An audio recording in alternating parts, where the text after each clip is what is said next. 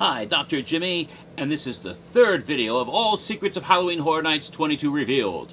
Unlike last year, we may go to 4 videos because, my God, it takes a little bit of time to set it up, I guess. Anyway, I mentioned the theme at the end of the previous video.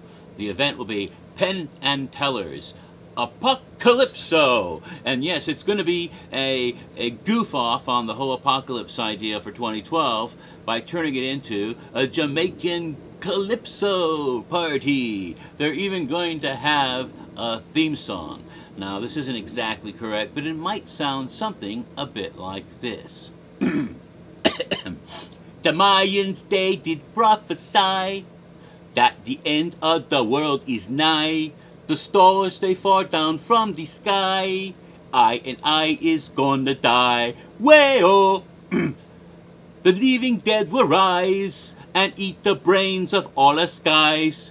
We don't need no brains anyway, so party for the end of days. Back in 1999, Prince said we will party fine. He was off by 13 years, so let's drink a lot of beers. Way-oh, stars fall from the sky. Way-oh, we all gonna die. Way-oh. Anyway, something like that. There'll be a big street party, Jamaican zombies with ganja and reggae and everything they can imagine. Steel drums being played with femurs and leg bones and, you know, exactly the sort of thing. It'll take the whole zombie growl they had. That'll be nothing compared to this. This will be amazing. Okay. The houses. You want to know what the houses are going to be, I'm sure. The first house is supposed to be one of the most intense, terrifying houses they've ever created. It'll be in the Carnage Warehouse, the only building that was ever designed specifically for the purpose of Halloween Horror Nights, but hasn't been used for many, many years. One of the houses that was supposed to go in that house back in 2003, in fact, the house, I can reveal this, the house this building was originally designed for, in anticipation of, was the Extreme House. They've wanted to do this Extreme House for years now, and every time something happens to screw it up. Most recently, last year, you know, they couldn't do explicit, and then, of course, the whole thing with the Blue Man Group. Well, they want to do that house again. Well, for the first time, again. But they also have a couple other things involved with this. There was a house that A&D worked on, and they thought was going to be a really top-notch house, which turned out to be one of the least appreciated houses in the history of the event. In fact, most Halloween Horror Night fans have it on their list of the worst houses ever, if not the worst house ever. Worse than Reflections of Fear, worse than Blood Ruins, worse than Disorientorium, worse than Cold Blind Terror or Vampire Bloodbath. The house I'm talking about was Fear Factor, based on the NBC Universal Television series. And it really upset them this house didn't work, because the whole idea of going into a house where you face your darkest and most horrible fears should have worked, and it didn't.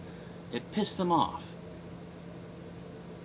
So they want to somehow do Fear Factor right, and they're thinking of combining that with the Extreme House. At the same time, back in 2010, Cindy was going to be the icon for the event. Well, that had to be changed at the last minute, one of those things, and they made up the Fear icon kind of at the very last minute, and he never had a house because of that, you know. Cindy's had her house, Eddie's had a house, but Fear has never had a house. They want to give Fear his own house. And they think, well, they can put Fear in this house and make it his house at last.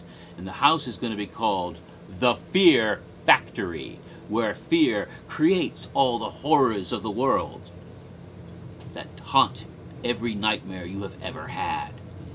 And their idea is that in this house, it'll be an extreme alone house. It'll be the Extreme House at last, but with Fear as the host. You'll be going into the place where Fear creates horror, and you'll encounter every horrifying fear that anybody has ever faced. It'll include concepts that he originally planned for the extreme house in the past. I'm not going to reveal everything, but you will face your own death and experience it. But you'll also experience the fear of the dark, not like Cold Blind Terror, which was half-assed and you could see most of what was going on anyway, but actual rooms in pitch blackness so you can't see a damn thing and you have to feel your way out.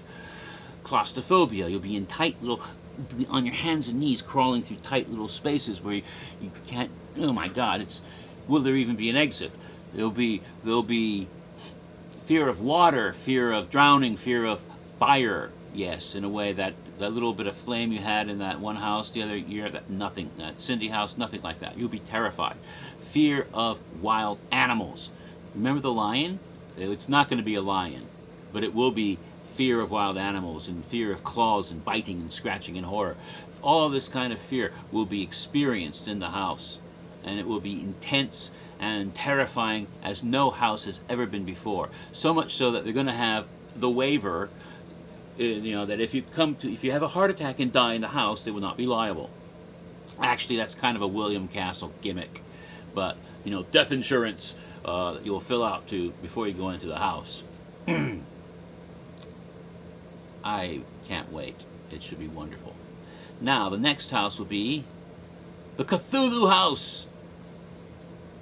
If you recall, those of you who went to the tweet up with Mike Aiello last year, this will confirm what I've already said, what I said last year and what I said in my previous videos today.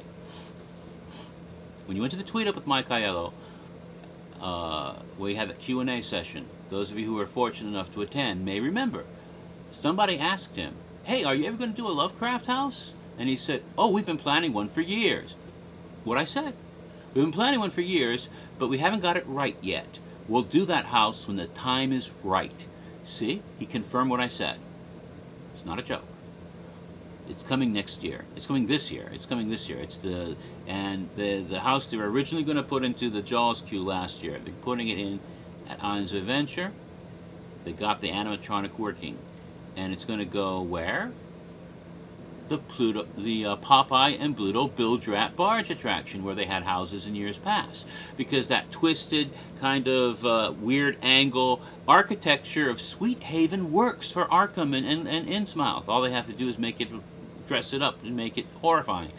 Then they're going to cover up, and not only will you go through this little village full of horrible creatures out of Lovecraft's imagination, the ride will be incorporated again. You'd have to escape on the boat, just like they're going to do in Jaws. Only this time, of course, it's a wild, rapid ride.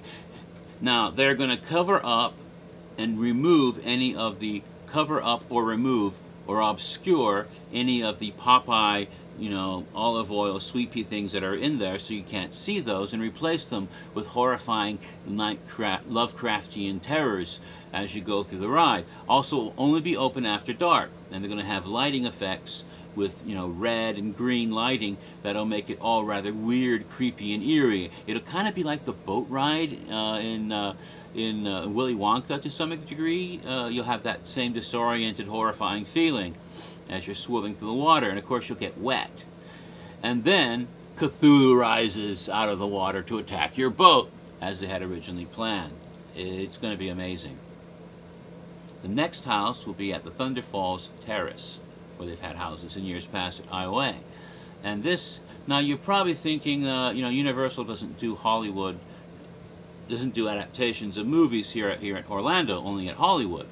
Well, last year we saw The Thing, because higher up said we want to do a house based on a current property. They're doing that again this year.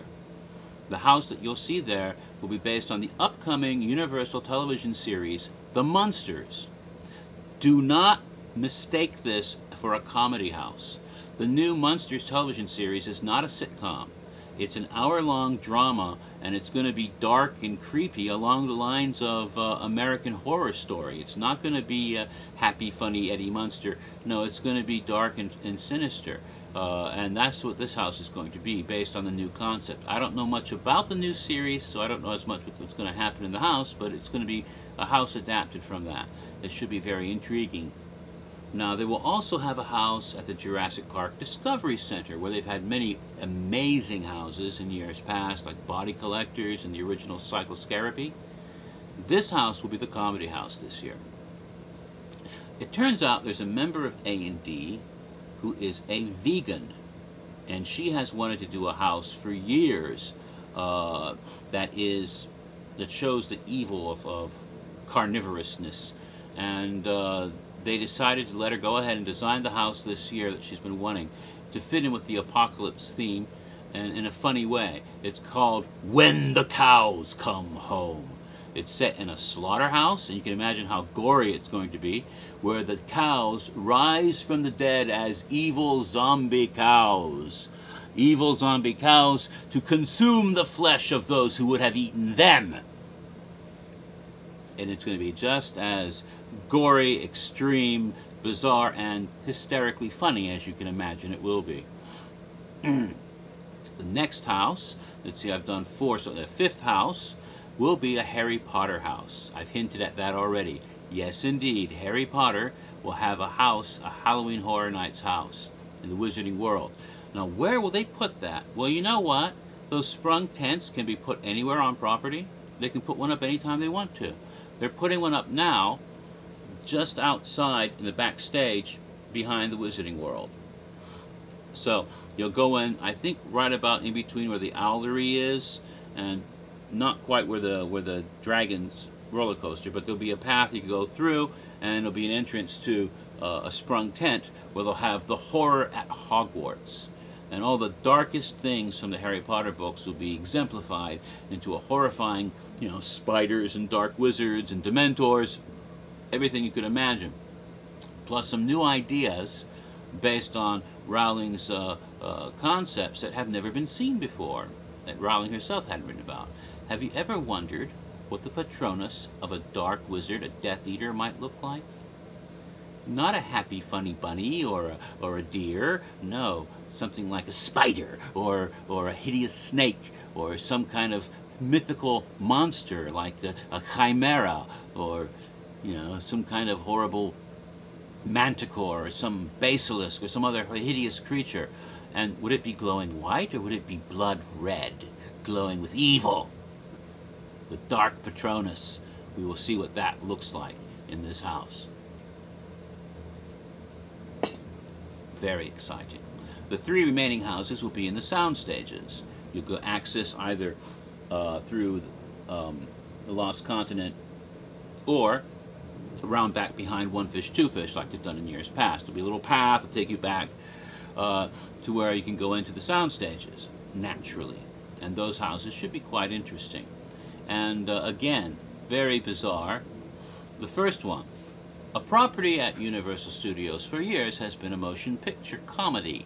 One of the first comedies in the 80s to start the whole boy comedy genre. It's called Animal House. Interestingly enough, Warner Brothers is going to adapt the movie into a Broadway musical to come out in a couple years from now. Perhaps to help promote the upcoming Animal House projects they're working on at Universal, they're going to do a haunted house based on Animal House. It won't be what they're going to do is call it Cannibal House. Cannibal House will be set in a fraternity house with a toga party that goes completely bizarre, because the acts of depravity go beyond what was done in the movie to include cannibalism and necrophilia and all sorts of other hideous things. It takes the idea of the in-between to its logical conclusion.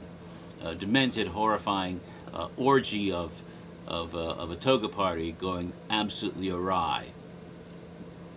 Dismemberment and all sorts of fun things. Okay. Purple Jesus. Real blood. Okay. Now, the next Soundstage house, following up on Solace and Steam last year, why not take another really good scare zone with an effective storyline and make it into a house, especially if it also connects to a Universal property, like a certain Broadway musical that Universal wants to make into a movie maybe later this year or next year. Path of the Wicked, the house, you know, the sort of twisted steampunk version of Oz, and the whole, you know, deconstructed fairy tale is really big this year, so they want to do that. Path of the Wicked will become a house where Dorothy is dead and her companions have become monstrous and Elphaba reigns over all.